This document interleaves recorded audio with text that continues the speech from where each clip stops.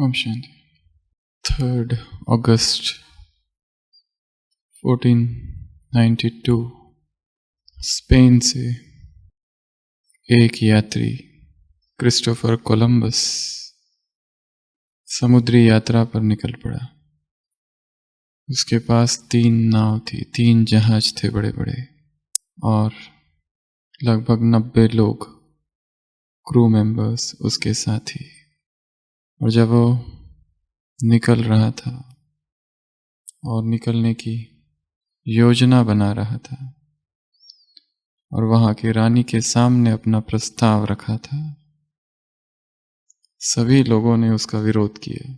सभी ने कहा यह व्यर्थ है, इससे कुछ मिलने वाला है नहीं, व्यर्थ ही पैसे बर्बाद होंगे, व्यर्थ ही इतने सारे लोग साथ में जाएंगे, व्यर्थ ही शायद उनकी जान चली जाए। बहुत भयंकर विरोध करते हैं सभी। फिर भी स्पेन की रानी राजी हो जाती है। वो कहता है मुझे देखना है, धरती गोल है, मुझे देखना है समुद्र के उस पार भी कोई दूसरा देश है। और कोलंबस अपनी यात्रा पर निकल पड़ता है। 3 मास के समुद्र सफर के बाद अमेरिका पहुंचता है। अमेरिका की खोज, और फिर वो वापस आता है। वो सारे लोग जिन्होंने उसका विरोध किया, वो कहते हमें तो पहले ही पता था कि ऐसा एक देश है, हम तो पहले ही कहते थे कि कोई जाना चाहिए, हम तो पहले ही कहते थे कि ये धरती तो गोल ही है। कोलंबस चुप बैठता है। फंक्शंस होते हैं, जश्न मनाया जाता है, रानी सभी को आमंत्रित करती है, और वहां पर भी सब लोग यही कहते हैं कि जाने की क्या जरूरत थी, हमें तो पहले ही पता था। कुछ लोग कहते हैं कि हमने तो पहले ही कहा था। हर तरफ से कहने वाले लोग वहां होते हैं, पर सभी मिलजुल कर यही कहते हैं कि तुम्हारा ये जाना व्यर्थ हुआ। जो चीज हमें पहले ही पता थी, वहां जाके क्या फायदा हुआ, व्यर्थ ही पैसे गवा दिए। कोलंबस चुपचाप सब कुछ सुन रहा है, और वो एक अंडा उठाता है और कहता है सबसे कि इसको खड़ा करके दिखाओ। 1-2 लोग प्रयत्न भी करते हैं, और फिर सभी कहते हैं ये तो मूर्खता है, ऐसा कभी हो सकता है, अंडा कैसे खड़ा हो सकता है, वो तो लुढ़क जाता है।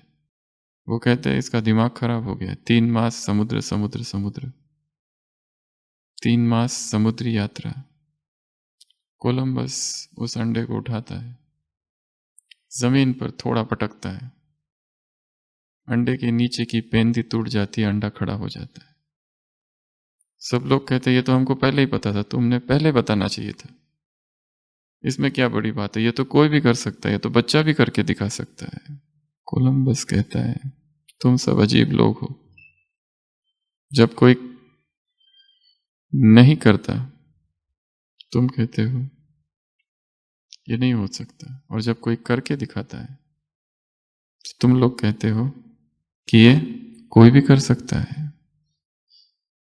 दूसरों की सफलता को हम स्वीकार ही नहीं करते। अगर कोई सफल हो भी जाए तो हम कहते हैं ये बहुत आसान है, ये कोई भी कर सकता है। एक बहुत मूल्यवान प्रश्न है, क्या हमने ब्रह्मा की सफलता को स्वीकार किया है? निराकारी, निर्विकारी और निरंकारी, या हमने इसे टेकन फॉर ग्रांटेड किया है कि ये तो उसके लिए बहुत सहज था? क्या हम इसे ऐसा लेते हैं कि ये भी एक पुरुषार्थ था?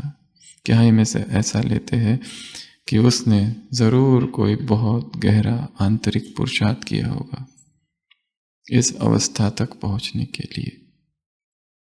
क्या ब्रह्मा की सफलता को हमने स्वीकार किया है? या ये मान लिया है कि इसमें कोई बड़ी बात नहीं है, वो समय दूसरा था इसलिए हो गया, उसे भगवान की मदद थी इसलिए हो गया, परंतु वो उनका अपना व्यक्तिगत पुरुषार्थ था। क्या इस बात को हमने स्वीकार किया है?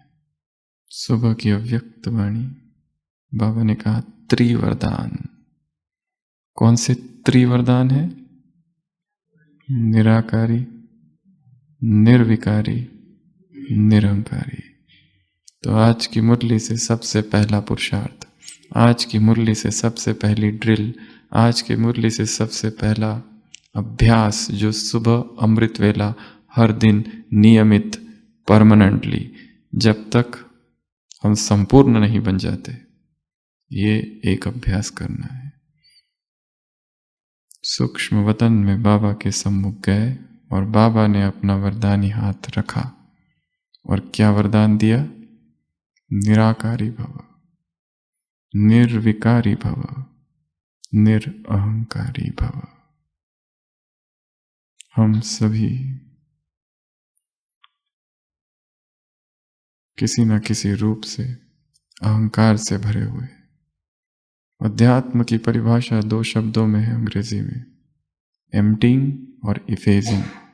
एम्प्टिंग अर्थात स्वयं को खाली कर देना, और इफेजिंग अर्थात उस मैं को मिटा देना। एम्प्टी और इफेज।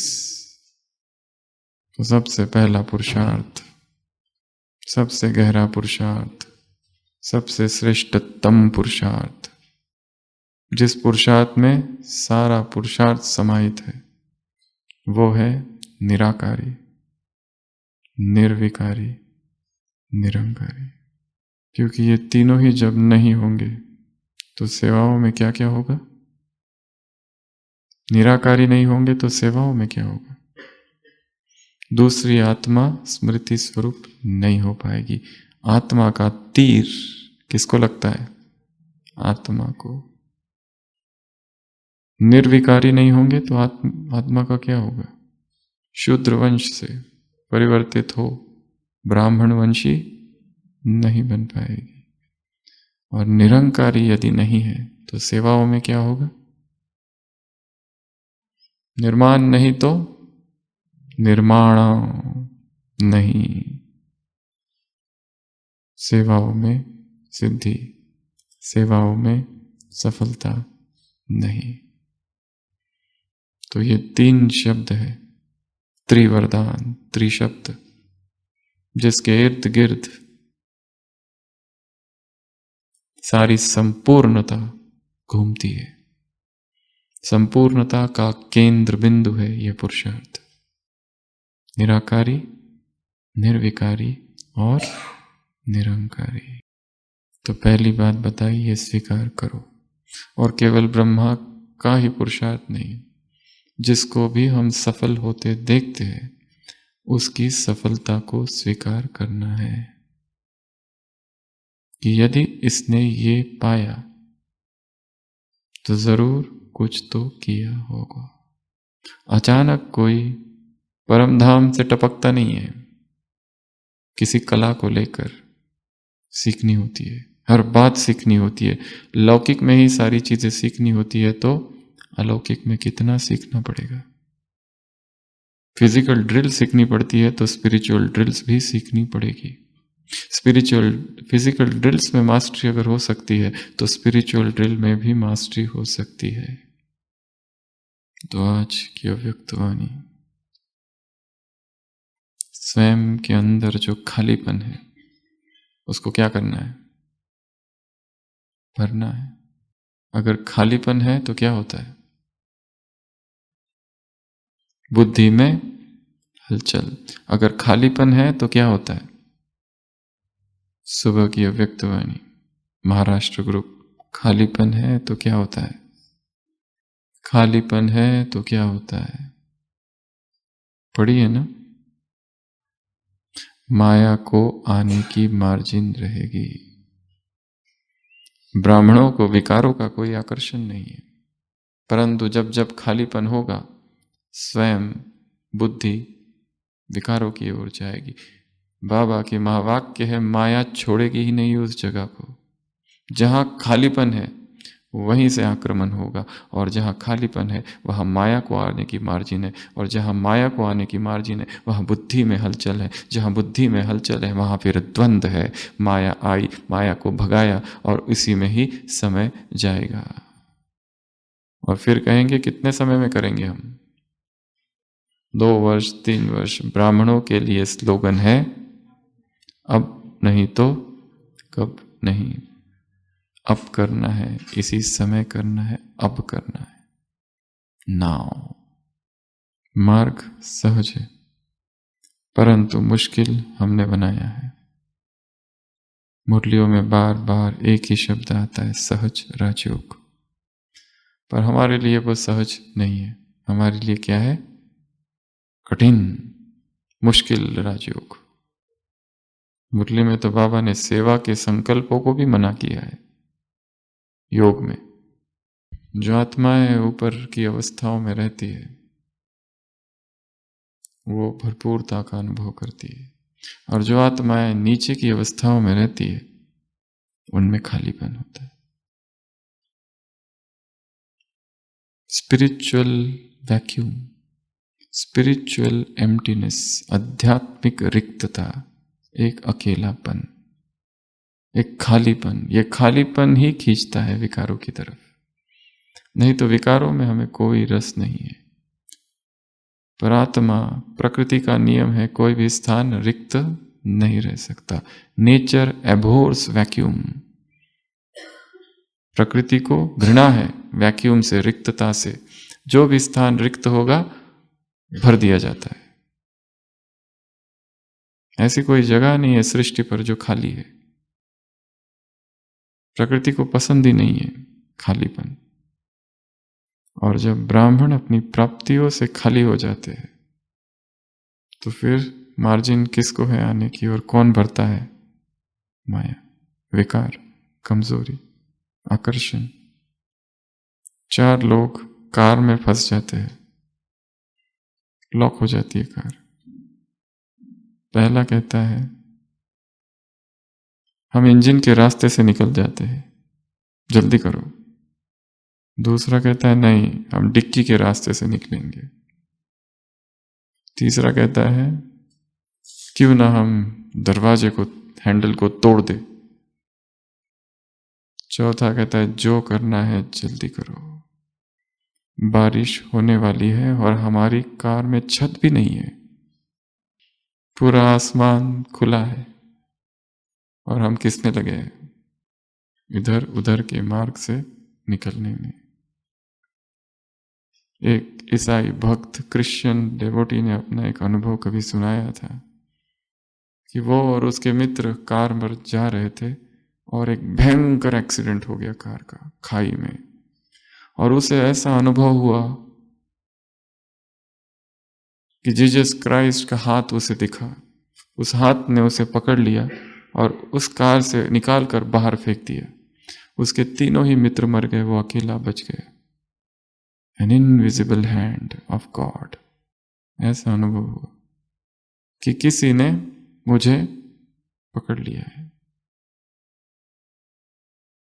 भक्तों को आज बाबा ने कहा ना, 2 प्रकार की आत्माएं हैं, एक पहचानने वाली और दूसरी पहचानने का प्रयत्न करने वाली, दूसरी पुकारने वाली, दूसरी परखने का प्रयत्न करने वाली। अगर जिन्होंने पहचाना नहीं है, जो पहचानने का प्रयत्न कर रही है, पुकार रही है, उनके ये अनुभव है कि भगवान ने उसी दम तेरा वो आना न भूल पाएंगे। उसी दम वो आ गया और उसने अपने हाथ से मुझे बचा लिया। द पावर ऑफ ग्रेस कहा जाता है इसे, ऊपर उठना। गुरुत्वाकर्षण शक्ति नीचे खींचती है, पर जो आध्यात्मिक राही है वो ऊंचे की ऊंची उड़ान उड़ता है। Power of grace. छत खुला है, ऊपर उड़ो। ऊंचाई में आत्मा संपूर्णता से भरती है, नीचाई में रिक्त हो जाती है, दिव्यता से, गुणों से, प्यूरिटी से। क्योंकि नीचे धरती है, धरती खींचती है, धरती ये शरीर है, ऊंचाई। तो आज की मुरली कौन किससे मिल रहा है, चालू करते हैं। विश्व रचयिता है, संसार के लोग भी उसे रचयिता मानते हैं, संसार के लोग भी उसे जन्मदाता मानते हैं, संसार के लोग भी उसे पालनहार मानते हैं, और हम भी मानते हैं। पर हमारे मानने में और उनके मानने में क्या भेद है, क्या अंतर है? हम भी मानते हैं कि वो पालनहार है, वो दाता है, वो रचयिता है, वो जन्मदाता है, वो भी मानते हैं। तो हमारे और उनमें, उनके मानने में क्या अंतर है? हमारे में ज्ञान है, नशा है, अनुभूति है, ये तीन अंतर है। हमारे पास ज्ञान युक्त समझ है, हमारे पास नशा है और अनुभूति है। उसकी अनुभूति के आधार से, नशे के आधार से, नॉलेज के आधार पर तुम मानते हो कि वो रचयिता है। ये अंतर है उनके मानने में और हमारे मानने में। तो विश्व रचयिता बाप किसको देख रहा है? किसको देख रहा है? मुरली की पहली लाइन, सभी मनुष्य आत्माओं को देख रहा है। और कोई एक हाथ और विशेषण आगे पीछे? विश्व की आत्माओं रूपी बच्चों को, उसके अंदर फादरली फीलिंग है। उसे ये प्रैक्टिस नहीं करनी पड़ती है कि ये मेरे बच्चे हैं, हमें करनी पड़ती है कि वो बाप है। तो क्या देखा बाबा ने? भाग्य को देखा। भाग्य की तुलना किससे की? रेखाओं से। भाग्य की तुलना किस किस से की जा सकती है? ये आप सबके लिए काम है, होमवर्क। कम से कम 10 से 15 बातें हैं। भाग्य का चक्र, भाग्य की रेखा, भाग्य का की कलम, भाग्य, इसको यहीं छोड़ देते, ये आपको करना है। भाग्य की तुलना सारी अव्यक्त वाणियों में और साकार वाणियों में किस किस से की गई है? तो बाबा ने भाग्य की तुलना किससे की? रेखाओं से। और रेखाओं की 5 विशेषताएं बताई। क्या देखा रेखाओं में? कि रेखा खंडित है या अखंड है। रेखा, दूसरा स्पष्ट है या अस्पष्ट है। तीसरा, रेखा एकरस है या नहीं है। चौथा, रेखा यथार्थ है या नहीं है। और पांचवा, रेखा चमक वाली है या नहीं है। 5 कंपैरिजंस। और सारी मुरली इसी पर ही है। खंडित क्यों हो जाती है, अस्पष्ट क्यों हो जाती है, यथार्थ क्यों नहीं रह पाती, एक रस क्यों नहीं रह पाती, और पांचवा, चमक क्यों कम हो जाती है रेखाओं की। 4 प्रकार की रेखाएं और उनके कारण खंडित होने के, अस्पष्ट होने के, एक रस न रहने के, यथार्थ न रहने के और चमक कम हो जाने के। तो सबसे पहली रेखा कौन सी और सबसे श्रेष्ठतम रेखा कौन सी है चारों में से? श्रेष्ठतम चारों में से श्रेष्ठतम रेखा कौन सी है? पहली रेखा दिव्य जन्म की रेखा। दिव्य जन्म, दिव्य पालना, दिव्य पढ़ाई और दिव्य सेवा। 4 रेखाएं हैं। चारों में सर्वश्रेष्ठ कौन सी है? जन्म। क्या बताया इसके बारे में? आप बताएंगे क्या क्या बताया इसके बारे में? दिव्य जन्म अर्थात जब तुम्हारा जन्म हुआ।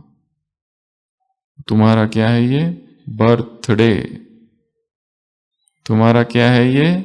मैरिज डे, अर्थात तुम्हारी सगाई किससे हुई है? बाप से हुई है, उसके अलावा और कोई नहीं। तुम्ही से खाऊं, तुम्ही से बैठूं, और क्या बताएं? तुम्ही से खाऊं, तुम्ही से बैठूं, मैरिज का चल रहा है अभी। तुम्ही से क्या क्या क्या? तुम्ही से सर्व संबंध अनुभाव, ऐसा वायदा है ना। बाबा ने पूछा माताओं से, पांडवों से, बताओ। तो हमारा बर्थडे और हमारा मैरिज डे एक ही है, ऐसा सतयुग में भी नहीं होगा। इस दुनिया में तो असंभव है। फ्रेंडशिप डे है, किससे फ्रेंडशिप कर ली? उसी दिन खुदा दोस्त से। एंगेजमेंट डे, सेवा का डे, स्टडी का day, education day, father day, mother day, सारे डेज एक में समाये हैं। अर्थात और किसी डे को मनाने की आवश्यकता नहीं है। तो बर्थडे मनाना कैंसल। एक ही दिन में सारे दिन समाहित है, बाकी सब यादगार मात्र है। और बाकी सबको मनाना टाइम वेस्ट और एनर्जी वेस्ट है। फिर केवल जो हमारा अलौकिक जन्म दिवस है उसी को मनाना है। और कहाँ मनाना है? अपने ही मन में तपस्या करते हुए कि ये मेरे जीवन का सर्वश्रेष्ठ दिवस है, जब भगवान के द्वारा जन्म हुआ है। नशा, अनुभव और ज्ञान। तो बाकी सारे बर्थडे सेलिब्रेशंस क्या करेंगे? कैंसल। ना लौकिक ना अलौकिक, कोई बर्थडे सेलिब्रेशंस की आवश्यकता नहीं है। अगर मनाना है तो तपस्या करो उस दिन, मौन तपस्या। नहीं तो ये सारे डेज हमें बाह्यमुखी बनाएंगे। तो तुम्हारा जन्म दिवस, birthday, marriage day, engagement day, साथी डे, पढ़ाई का दिन, ये क्या होता है? पढ़ाई का डे, सब एक ही है। संसार में जितने डेज होंगे ना, तुम्हारा बस एक है। और ये जो जन्म की भाग्य रेखा है, ये खंडित कब होती है? ये अस्पष्ट कब होती है? ये अयथार्थ कब होती है? ये एक रस कब नहीं रहती है? और इसकी चमक कम कब होती है? वो यहां नहीं है। धर्म और कर्म, ब्राह्मण जीवन का धर्म क्या है, ब्राह्मण जीवन का कर्म क्या है, ये जब भूलते हो तब ये रेखा अस्पष्ट हो जाती है, तब ये रेखा खंडित हो जाती है। रेखा खंड हो, ये रेखा इतनी बड़ी हो कि इसके सामने सारी रेखाएं छोटी पड़ जाए। वो अकबर बिरबल वाला, छोटी एक लाइन खींचते हैं, बिना हाथ लगाए लाइन को क्या कर दो बड़ा, कोई नहीं कर पाता। बिरबल क्या करता है? एक बड़ी लाइन खींच देता है, तो छोटी वाली अपने आप, पहली लाइन अपने आप छोटी हो गई। ये लाइन इतनी बड़ी खींच दो कि इसके सामने संसार की सारी लाइन क्या हो जाएगी? छोटी पड़ जाएगी। संसार के सारे संबंध, संसार के सारे डेज, संसार के सारे रिश्ते नाते, संसार की सारी सफलताएं, संसार का सारा करियर, एम्बिशंस, सब सब सब इसके सामने छोटा पड़ जाए। संसार की सारी क्वालिफिकेशन, डिग्रीज, ये लाइन इतनी अखंड हो। ये पहला। तो क्या कब खंडित हो जाती है? जब ब्राह्मण जीवन के धर्म को भूल जाते हैं। कौन सा धर्म है ब्राह्मण जीवन का? धर्म अर्थात धारणाएं, मर्यादाएं। जब मर्यादाओं को तोड़ोगे तो ये रेखा खंडित हो जाएगी। ब्राह्मण जीवन का धर्म है प्यूरिटी। अगर प्यूरिटी संकल्प में और स्वप्न में भी खंडित हो रही है तो रेखा खंडित, रेखा अस्पष्ट, रेखा अयथार्थ, रेखा एक रस नहीं, रेखा की चमक कम। तो ये पहली बात। दूसरी, पालना। पालना के लिए क्या कहा बाबा ने कि भगवान हमारी पालना कर रहा है। क्या सोचो, जो कुछ मिल रहा है सब कुछ उसका है, ट्रस्टी। कौन हूं मैं? ट्रस्टी। मेरा कुछ भी नहीं, ट्रस्टी कर अर्थात अपनापन नहीं है, सब कुछ तेरा है। तेरा तेरा कहोगे तो तैरोगे, और मेरा मेरा कहोगे तो तंग हो जाओगे। लास्ट संडे की मुरली, माताओं से मुलाकात, बच्चों से तंग तो नहीं होती है। मेरा बच्चा, तन मन धन, बाबा ने कहा प्रवृत्ति वाले या समर्पित, सभी के लिए। क्या समझो उसका है, क्या समझो उसका दिया हुआ है, तो हल्कापन रहेगा। जहां मालकियत आ जाती है वहां भारीपन आ जाता है। ओनरशिप बहुत टेंशन क्रिएट करता है। ओनरशिप बाध्यकारी है, बाइंडिंग है, बंधन है। ये मेरा है, जैसे ही मेरा कहा तो क्या हो जाता है, अब ये कोई और लेना नहीं चाहिए। छोटा बच्चा अपनी मां से कहता है मम्मी मेरा दोस्त आ रहा है, सारे खिलौने जल्दी छिपा लो। मां कहती है क्यों, क्या तुम्हारा दोस्त तुम्हारे खिलौने ले लेगा? वो कहता है नहीं, वो अपने खिलौने पहचान लेगा,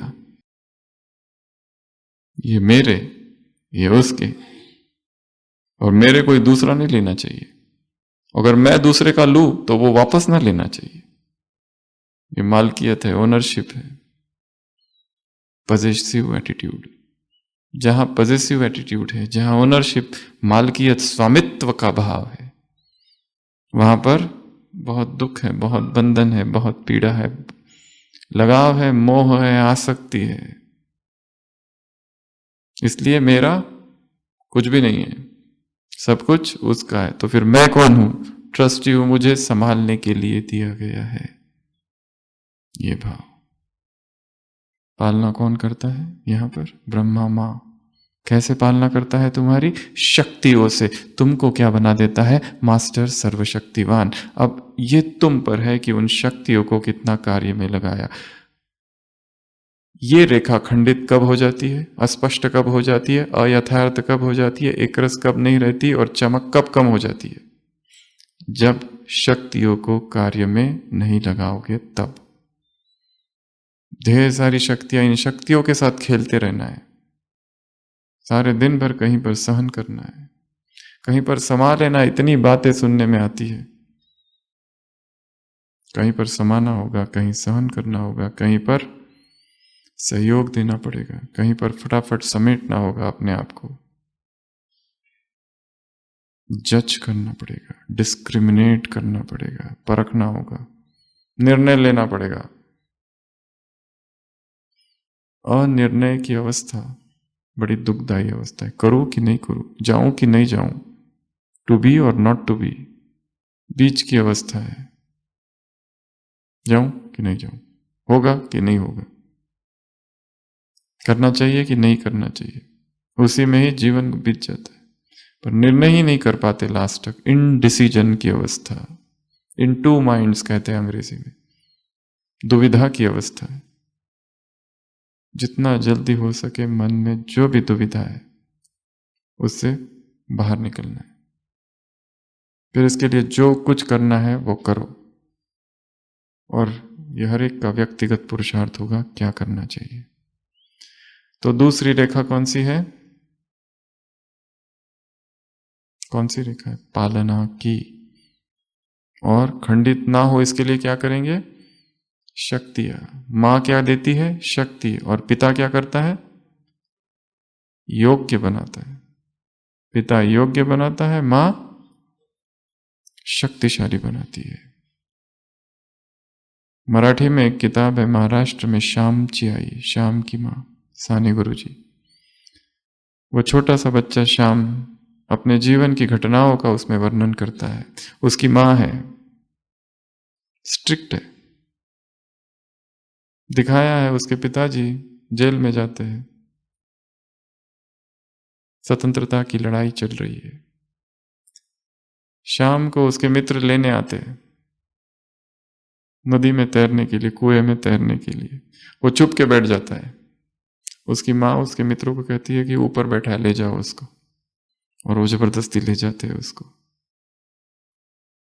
ऐसी बहुत सारी छोटी छोटी घटनाएं। जब उसके पिताजी आते हैं तो अपने पिताजी को अपनी माँ की शिकायत लगाता है कि आप जब नहीं थे ना तो मेरी माँ ने ऐसा ऐसा किया मेरे साथ, और बहुत रोने का एक्टिंग करता है।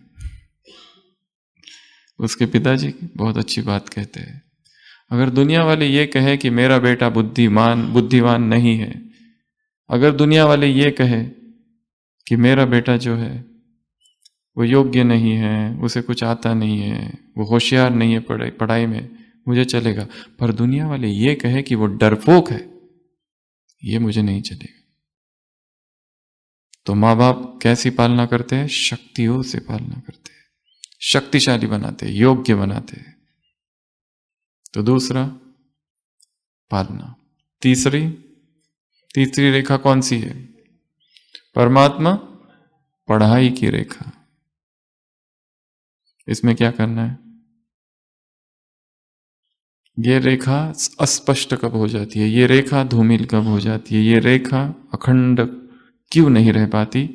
जब जब जब जब मनन चिंतन तो शब्द ही नहीं है उसमें। जब किस बात की स्मृति नहीं रहती है? अपने स्टेटस की। कौन सा स्टेटस? फरिश्ता सो देवता। जब लक्ष्य को भूल जाते हो क्या मिलने वाला है, तब ये जो रेखा है पढ़ाई की, ये क्या हो जाती है? अस्पष्ट हो जाती है, अखंड नहीं रह पाती, अयथार्थ नहीं रह पाती, चमक कम हो जाती है। निरंतर स्टूडेंट्स की बुद्धि में क्या रहना चाहिए? पढ़ाई। निरंतर स्टूडेंट्स की बुद्धि में क्या रहना चाहिए? मुझे पढ़ना है, मेरा लक्ष्य सामने है। क्या हम ऐसे स्टूडेंट्स हैं? सबको दूसरा होमवर्क दे रहे। स्मार्ट स्टूडेंट्स के क्या क्या लक्षण है? एक स्मार्ट स्टूडेंट होता है ना, क्या करता है वो? बताएंगे? होमवर्क करता है, क्लास वर्क करता है, होमवर्क करता है, दोनों करता है। स्मार्ट स्टूडेंट क्या करता है? पंक्चुअल होता है। स्मार्ट स्टूडेंट को टीचर के प्रति सम्मान होता है। स्मार्ट स्टूडेंट कैसा होता है? पहले ही पढ़ के जाता है, एडवांस्ड, बहुत इंटरेस्टेड होता है। और स्मार्ट स्टूडेंट कैसा होता है? स्मार्टफोन चलाता है। किसी घर में चोर आता है और चोरी करके भागने ही वाला रहता है सारा सामान लेके, तो एक बच्चा होता है वो जाग जाता है, चोर को देख लेता है, चोर से कहता है मेरी जो स्कूल की बैग है वो भी चोरी करके ले जाओ, नहीं तो शोर मचा दूंगा, मेरी स्कूल की बैग भी ले जाओ। तो स्टूडेंट को इंटरेस्ट होता है पढ़ाई में, किसी को कहने की आवश्यकता नहीं उसे ये करो वो करो, वो खुद ही इतना इंटरेस्टेड है, एक एक चैप्टर में इंटरेस्टेड है, बहुत मजा आता है उसको। फर्स्ट आने का एडिक्शन हो जाता है उसे। क्या हो जाता है? अच्छा लगता है उसे, और आगे और आगे और आगे। ये लक्षण है स्मार्ट स्टूडेंट का। स्मार्ट स्टूडेंट मॉनिटर होता है, दूसरों को भी, जो कमजोर है उनको भी पढ़ाता है, खुद तो पढ़ता ही है, अपने दोस्तों को भी पढ़ाता है। तो स्मार्ट स्टूडेंट, तो बाबा ने कहा, और उसकी बुद्धि में निरंतर रहता है, प्लानिंग रहती है, टाइम कॉन्शियस रहता है कि एग्जाम कब है, कैसे मुझे अपनी स्टडी की प्लानिंग करनी है, लक्ष्य, पद, स्टेटस, फरिश्ता सो देवता, ये लक्ष्य कहां तक पहुंचे हैं? The journey of an angel, कहां तक पहुंच रहा हूं? तो रेखा क्या हो? अखंड, रेखा स्पष्ट, रेखा यथार्थ, रेखा एकरस, और रेखा चमकीली, चमकदार। ये चारों ही चीजें कम हो जाएगी अगर भूल जाते हैं तो। चौथी लाइन कौन सी बताई? निस्वार्थ सेवा। उसमें 3 पॉइंट। पहला, निराकार। अगर निराकारी स्थिति में सेवा नहीं की तो क्या होगा? क्लास की शुरुआत यहीं से की थी हमने। हम किसी का कोर्स तो करा रहे हैं, पर किस रीति से करा रहे हैं? कारोबार की रीति से। फटाफट फटाफट पूरा करना है। अभी इसका ये कोर्स कराते थे, फिर वो करना है, फिर वो करना है। तुम बैठो, ये आत्मा है, ये परमात्मा है, अब कल आना, जाओ। ना हम आत्मिक स्थिति में थे, ना उसको अनुभव कराया। और ज्यादा प्रश्न मत पूछना, प्रश्न लास्ट में, अभी नहीं। चुपचाप सुनो जो मैं सुना रहा हूं। वो कहता है मैं ये कोर्स इसके पहले भी कर चुका हूं, वो उन्होंने किया, अब मैं करा रहा हूं ना, वो सुनो।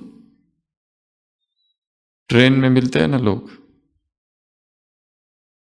तो वहां पूरा 1 घंटे में 7 दिन का पकड़ के उसको ऐसा कोर्स करा देते हैं, पता नहीं ये मिलेगा कि नहीं मिलेगा।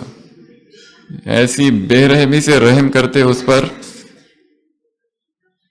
सीधा लास्ट ब्रह्मचर्य तक, और भोजन की सारी धारणाएं, सब कुछ उसको एक साथ 1 ही घंटे के अंदर। और लास्ट में जहां रहता है वहां के सेंटर का एड्रेस, कल जाना वहां। उसने जो कुछ समझा नहीं समझा, हमें अपनी प्रजा बनानी है बस। तो पात्र देखकर दान करना। एक भाई ट्रेन में जाता है, उसको कहते तुम सेवा नहीं करते, तुम बीके हो ना? वो कहता है मैं अपने रत्न पत्थरों पर नहीं फेंकता, देखकर सेवा करनी है। रिसेप्टिव कितना है, संवेदनशील कितना है व्यक्ति, कितना इन गहरी बातों को समझ पाएगा, उसी अनुसार हम अपने रत्नों को देंगे। नहीं तो वो क्या करेगा? फेंक देगा उसको। और हम इस भ्रम में जिएंगे कि हमने सेवा की। सपने साकार होते हैं, भ्रम नहीं। भ्रम को तो तोड़ना पड़ता है। बड़ा शक्तिशाली वाक्य है ये। सपने साकार हो सकते हैं, भ्रम साकार नहीं होते। भ्रमों को क्या करना पड़ता है? तोड़ना पड़ता है। दूसरे मुझसे बहुत प्यार करते हैं, ये स्वप्न नहीं है, ये भ्रम है तुम्हारा, ये साकार नहीं होगा, ये तोड़ना पड़ता है। तो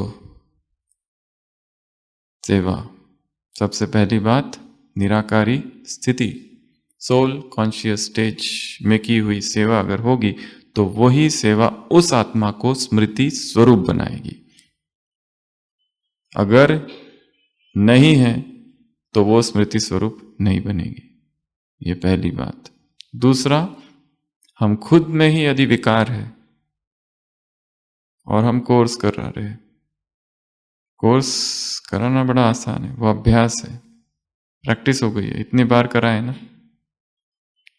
बाबा ने किसी मुरली में कहा है तुम लोग भोजन बहुत स्वादिष्ट बनाते हो, इसका मतलब ये नहीं कि तुम याद में हो, तुम्हें आदत पड़ गई है।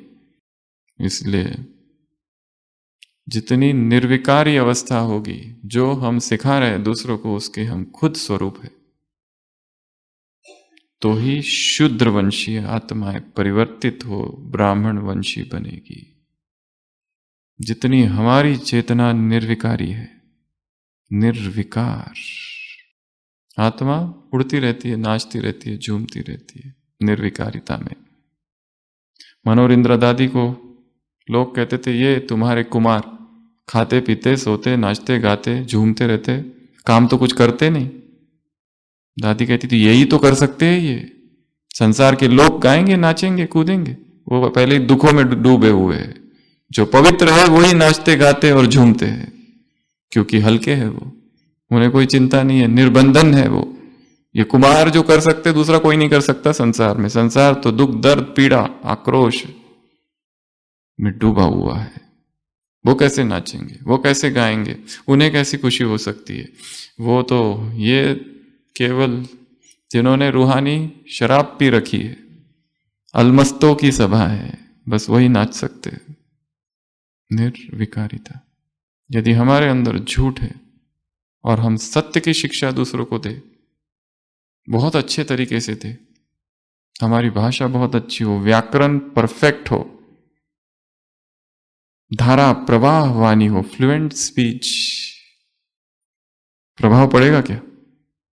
ऊपर ऊपर से तो पड़ेगा, तालियों की गड़गड़ाहट होगी और हॉल के बाहर जाते ही सब भूल गया। और सत्यवादी व्यक्ति थोड़ा सा बोलता है परंतु वो दिलों को छू जाता है। एक नेता किसी गांव में आते कहते कहो, गांव वाले कहते हमारी 2 समस्याएं हैं। क्या समस्या है बताओ, मैं अभी सॉल्व किए देता हूं। पहला, गांव में कोई डॉक्टर नहीं है। नेताजी अपना फोन लेते हैं, फोन घुमाते हैं, इधर उधर बातें करते हैं 10 मिनट, फिर कहते हैं सॉल्व हो गया, कोई प्रॉब्लम नहीं, डॉक्टर आ जाएगा। दूसरी समस्या क्या है? गांव वाले कहते हैं हमारे गांव में फोन का नेटवर्क नहीं है, मोबाइल का नेटवर्क नहीं है।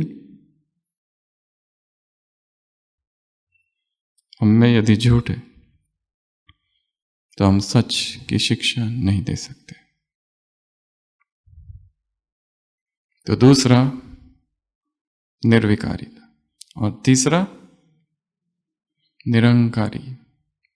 निर्माण नहीं तो निर्माण, बड़ा न, एक है छोटा न, एक है बड़ा न। कंस्ट्रक्शन भी नहीं कर सकते।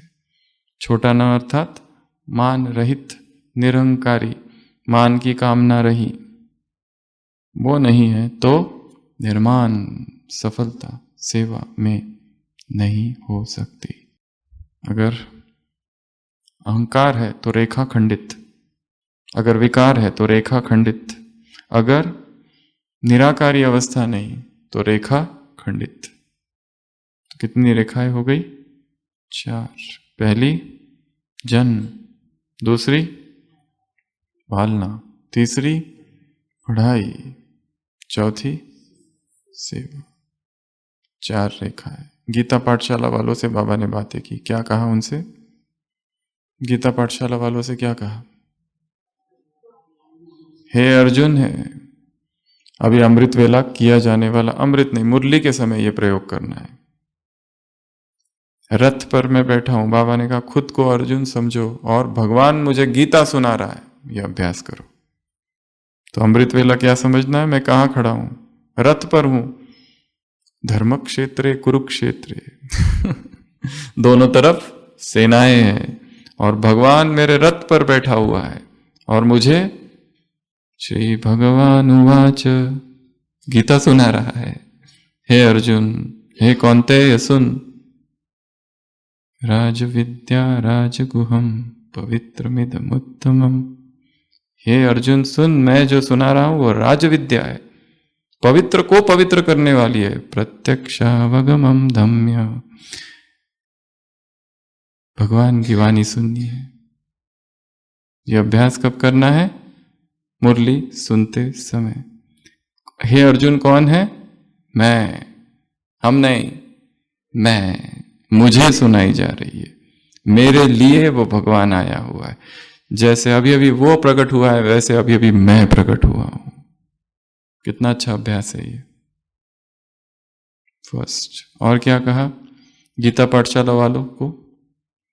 गांव वालों को याद किया बाबा ने, भोले भाले होते, गांव वाली माया और शहर वाली माया माया के भी 2 है, एक है अनपढ़ माया, अशिक्षित माया, एक है पढ़ी लिखी हुई हाईली एजुकेटेड माया और लेटेस्ट एक है एकदम गांव की देहात वाली माया।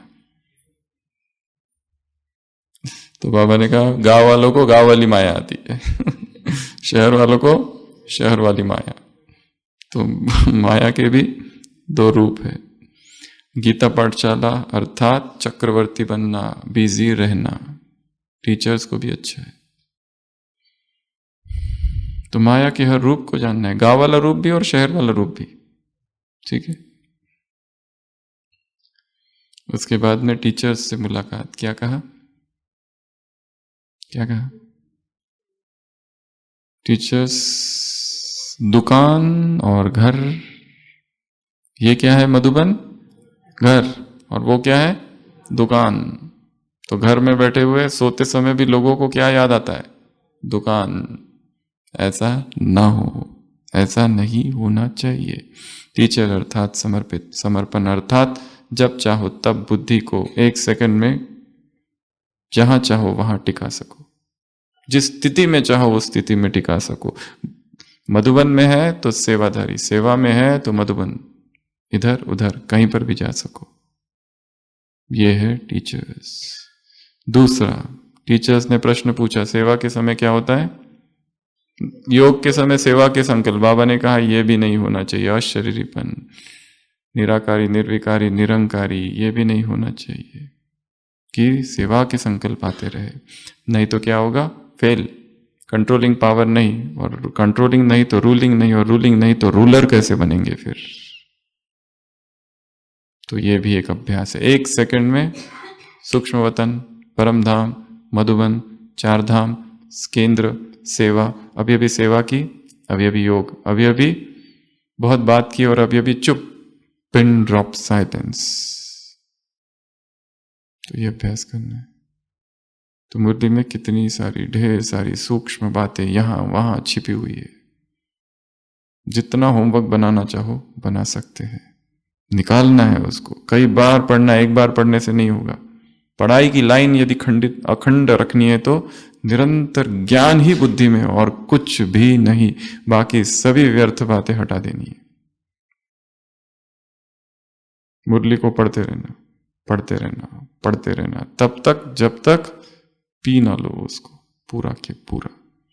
ये काम नहीं करेंगे तो बुद्धि कहाँ जाएगी? मन खाली होगा, और खाली होगा तो माया अटैक करेगी। फिर ये क्या करता है, वो क्या करता है, इसके जीवन में क्या, उस डिपार्टमेंट में क्या, इसने क्या किया, उसने क्या किया, व्यर्थ में जाएगी, दूसरों के जीवन में जाएगी, पर्सनल लाइफ में इंटरफियर करेंगे और हमारी बुद्धि भ्रष्ट होगी। ऐसे कैसे? ऐसे त्रिवरदान बाप से लेने वाली आत्माओं को, ऐसे दिव्य जन्मधारी आत्माओं को, ऐसे सदा मायाचित आत्माओं को, ऐसे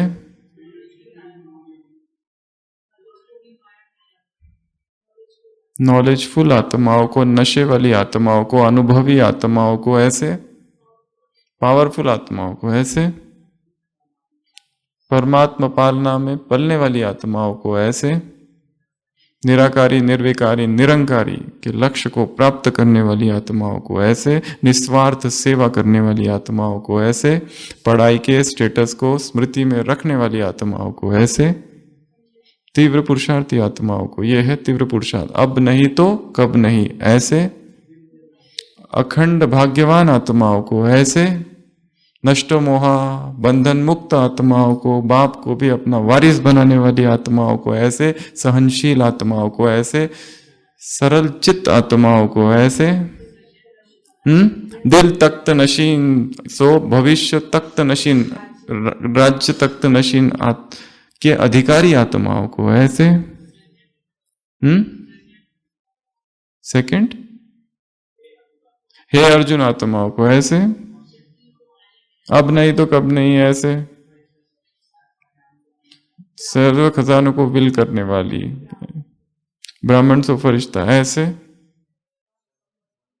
सर्व संबंध एक बाप से, तुम्ही से खाऊं, तुम्ही से बैठूं, तुम्ही से सारे संबंध निभाऊं, ऐसा वायदा करने वाली आत्माओं को, ऐसे कंट्रोलिंग और रूलिंग पावर वाली आत्माओं को, ऐसे दिव्य हो गया। एक ही डे में सारे डेज मनाने वाली आत्माओं को, और बाकी सारे बर्थडे आज से कैंसल, और दूसरे मनाए तो मनाने दो, उनको हैप्पी बर्थडे टू यू, पर हम अपना ना मनाए। तो ऐसी आत्माओं को बाप दादा का, ट्रस्टी आत्माओं को याद प्यार, गुड नाइट और नमस्ते। हम रूहानी बच्चों की रूहानी बाप दादा को याद प्यार, गुड नाइट और नमस्ते। ओम शांति।